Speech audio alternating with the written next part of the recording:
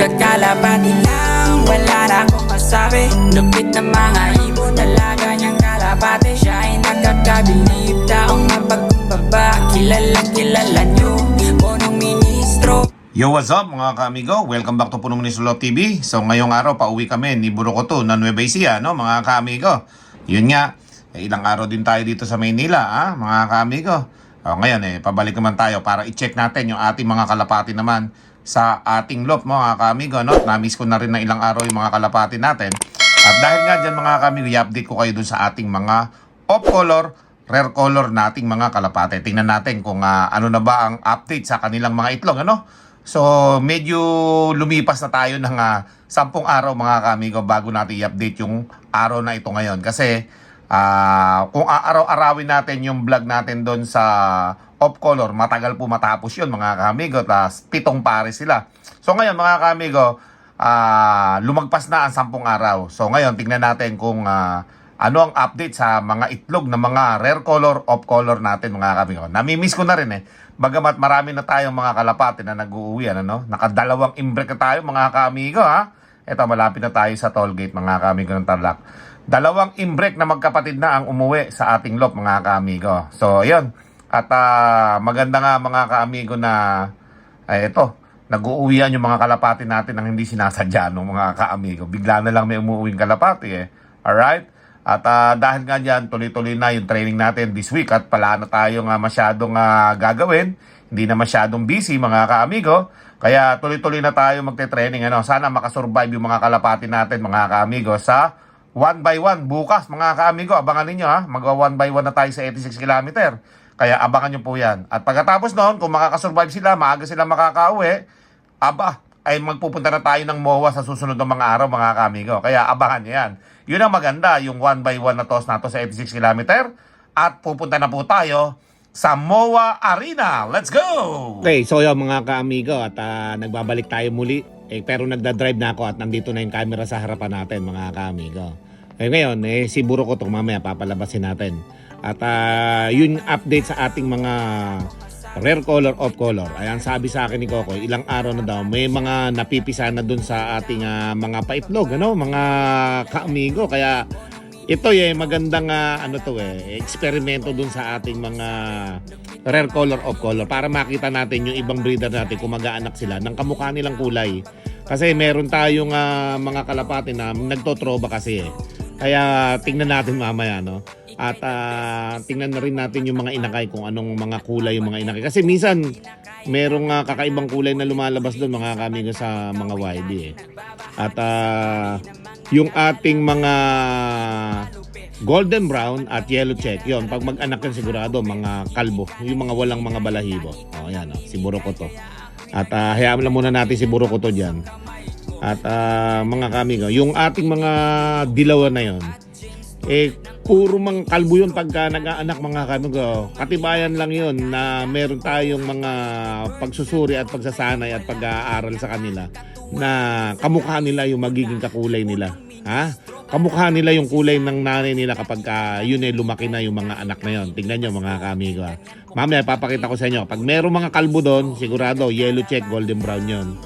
Maliban na lang doon sa mga indigo, saka yung ating mga Andalusian, yun mga kaamigo, sigurado yun, mga mababalahibo yun.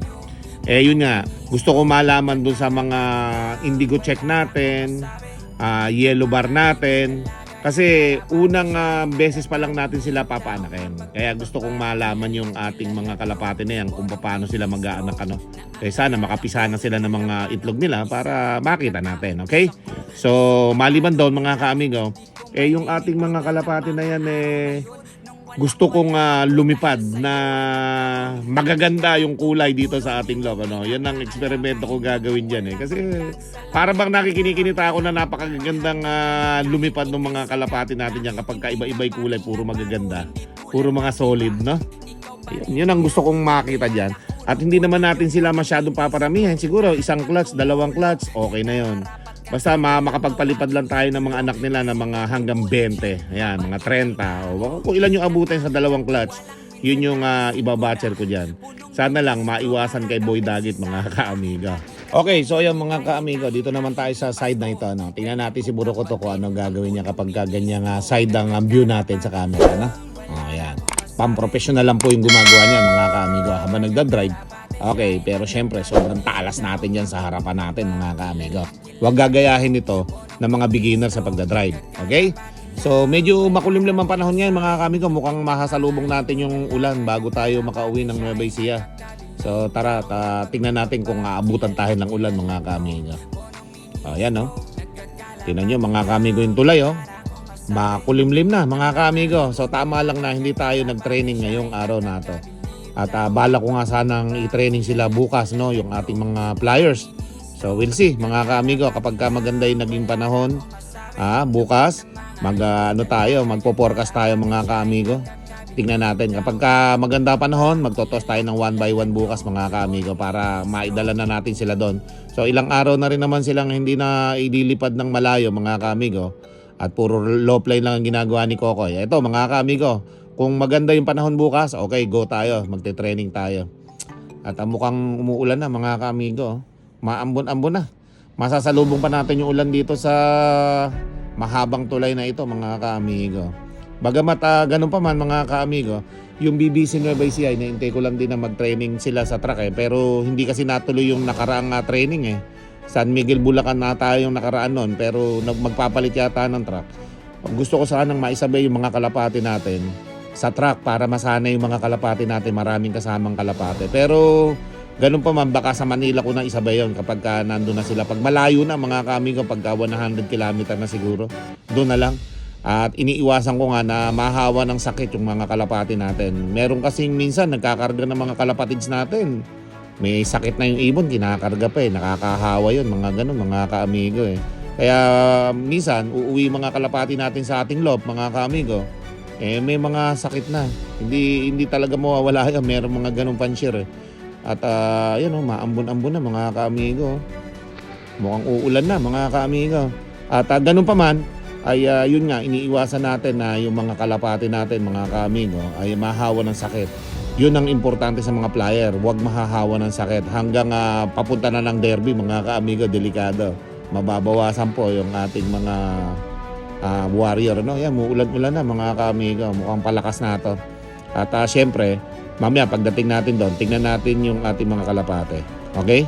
Nami-miss ko na rin yung mga off-color, air color natin mga ka-amigo At saka excited ako habang malakas ang ulan. Excited na ako sa kalalabasan ng mga magiging anak nila. Dahil syempre bihira yung mga ganong kulay mga ka-amigo. Lalo na indigo check mga ka-amigo. Yun ang gusto kong malaman kung ano yung magiging anak nila. Okay? Pero yung ating mga warrior, mga ka-amigo, napapansin nyo ba na nabibit nila yung 1 minute per kilometer pag nag-totos tayo? Diba? Mabilis na po yung kasi kapag nabit nila yung 1 minute per kilometer. Ngayon, sa 1 minute per kilometer na yun, baka nag-i-speed yung kalapati natin doon, mga 1,100 Natingin ko lang not sure pa yon pero tingin ko, ganun ang speed ng 1,1, yung 1 minute per kilometer. Okay? Ulan mga ka-amigo. Grabe, bagyo.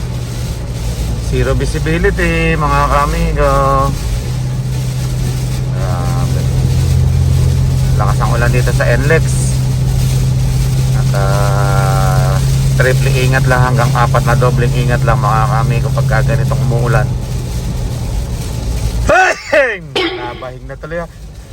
Heng! Naka-face mask pa ako niyan Ayan mga ka-amigo. At dahil nga dyan, pag malakas ang hangin, malakas ang ulan, zero visibility talaga rito. Okay? So kailangan lang doble-doble ingat. Ayun. Bugso lang mga ka-amigo. Nawawala rin naman pala. 2 hours later. At mga ka-amigo, nandito na tayo sa ating loob. Okay, na-miss ko at kanina inabutan pa tayo ng ulan mga ka-amigo. Pero dito sa Nueva Ecija, walang ulan mga ka-amigo. Okay lang ang panahon dito. Okay, so tara mga ka-amigo, tingnan na natin yung ating mga kalapate at pati mga rare color natin. Nandito na sila mga ka-amigo. Let's go! So eto na ngayon dito sa Imbrick. So isa na lang yung binubuhay niya. Ayan. Ayan, dalawa na lang sila mag-ama dyan kasi medyo malaki na yung inakay At meron nyo kasing kukuha niyan. For out din yan Okay, may kukuha niyan. At kailangan nakasara lang lagi yan. Si Gemstone at si Quattro.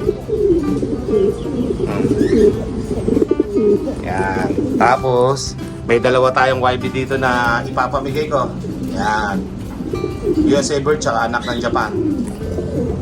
At dito sa baba, wala na. Alright. Okay mga kamigo, dahil meron tayong 4 na itlog dito, alam nyo kung paano nangyari, meron tayong mga kalapating walang similya. So pinagtatanggal ko na yung mga itlog na yan ng Johnson White natin at Japan. Hindi ko kasi nasilip yan at lagi kami nga nasa Maynila, no? Pati si Lolo Quattro at saka yung i-imbridgehan na natin. So walang fertile pala mga kamigo, kaya pinagtatanggal ko na. Okay? At syempre, itutuloy natin ng breed dyan sa kanila, pero si Johnson White mukhang gusto ko nang ilagay sa ating stock lot mga kamigo. So yan, walang similya yan. At yung mga kalapati naman natin na to na may mga iba-ibang kulay, ayan, may makikita kayo dyan, may mga anak na, pero i-check natin lahat mga kamigo. Alright? So tara. Kanina chinek ko yung yellow check, sira na yung isang itlog, basag na. Alright? So hindi na check ni Coco yung itlog dito.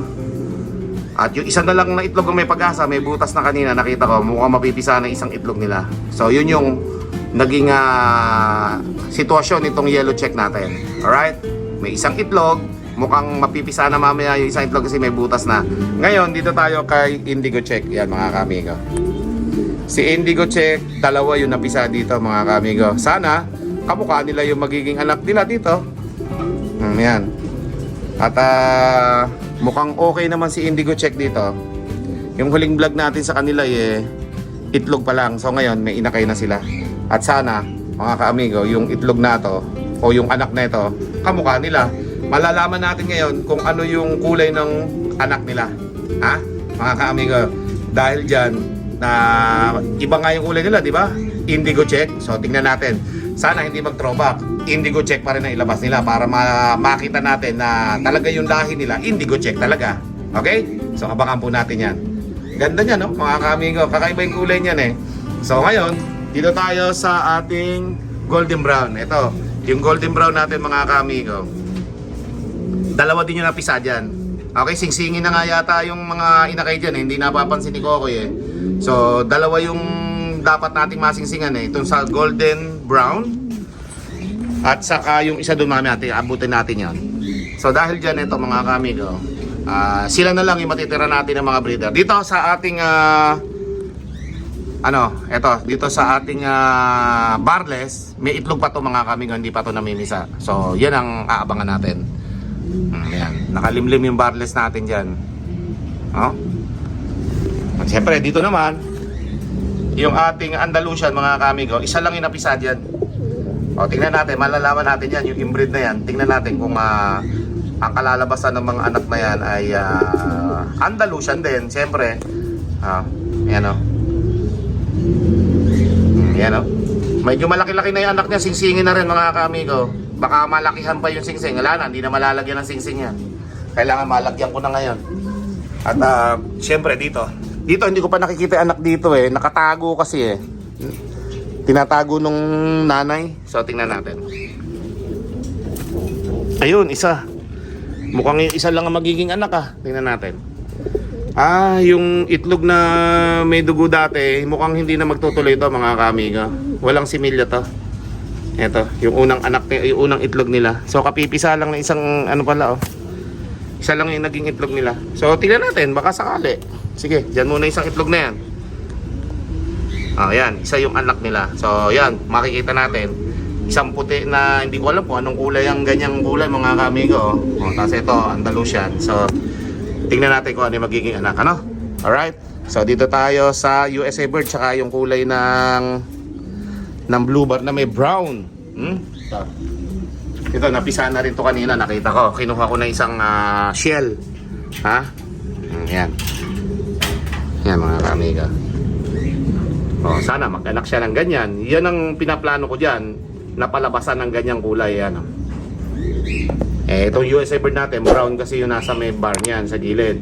So, tinesting ko lang kasi wala akong ganitong lalaki eh. So yan, testing. May anak na silang isa. Kakapisa lang, nakita ko eh. So meron pa silang isang itlog na pipisaan dyan. Okay? Oh, yan po mga ka-amigo, yung update sa ating mga rare color, off color na mga kalapate. May mga itlog na, may mga itlog na hindi pa napipisa at meron na mga inakay na pisa, no mga ka-amigo. A few minutes later. Okay, so ayan mga ka-amigo.